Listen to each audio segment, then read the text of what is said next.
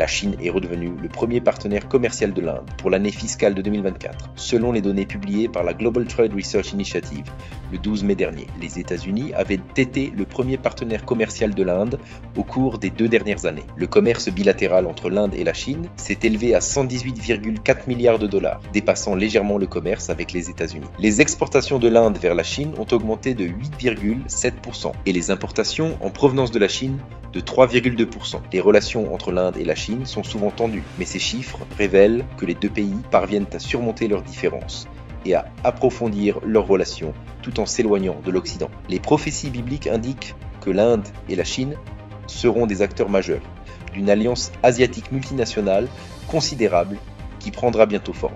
Pour en apprendre davantage sur cette relation prophétique et sur la manière dont elle impactera le monde, veuillez lire « Les pays BRICS construisent-ils un nouveau système financier mondial ?»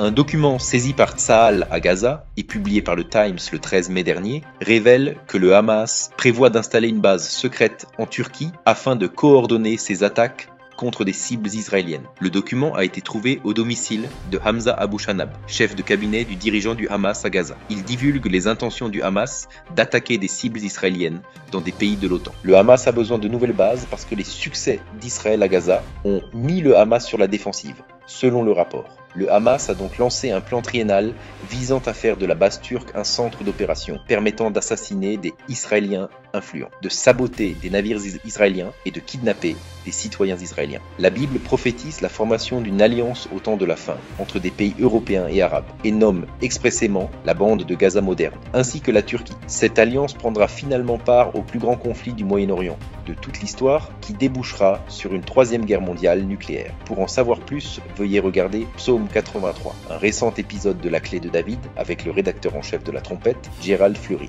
Lai Ching-te, vainqueur de l'élection présidentielle tenue le 13 janvier à Taïwan, a pris ses fonctions le 20 mai dernier. Sa position en faveur de la liberté excède les dirigeants du Parti communiste chinois. Son entrée en fonction pourrait porter les tensions régionales à leur plus haut niveau depuis les années 1940. Lai est membre du Parti démocratique progressiste, le parti taïwanais le plus favorable à la liberté et le plus hostile à la Chine. L'élection de Lai révèle que la grande majorité des Taïwanais ne désirent pas se rendre au PCC, mais ceux-ci ne souhaitent pourtant pas non plus, à l'heure actuelle, une indépendance officielle.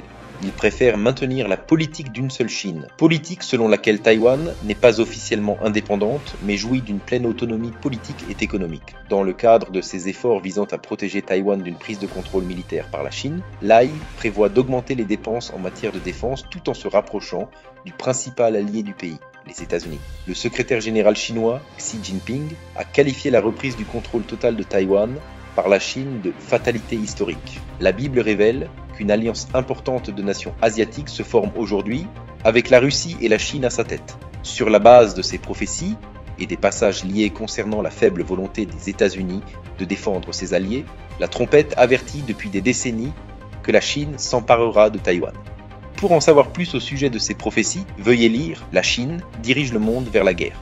Pour en savoir plus sur l'actualité mondiale et son lien avec la prophétie biblique, visitez latrompette.fr.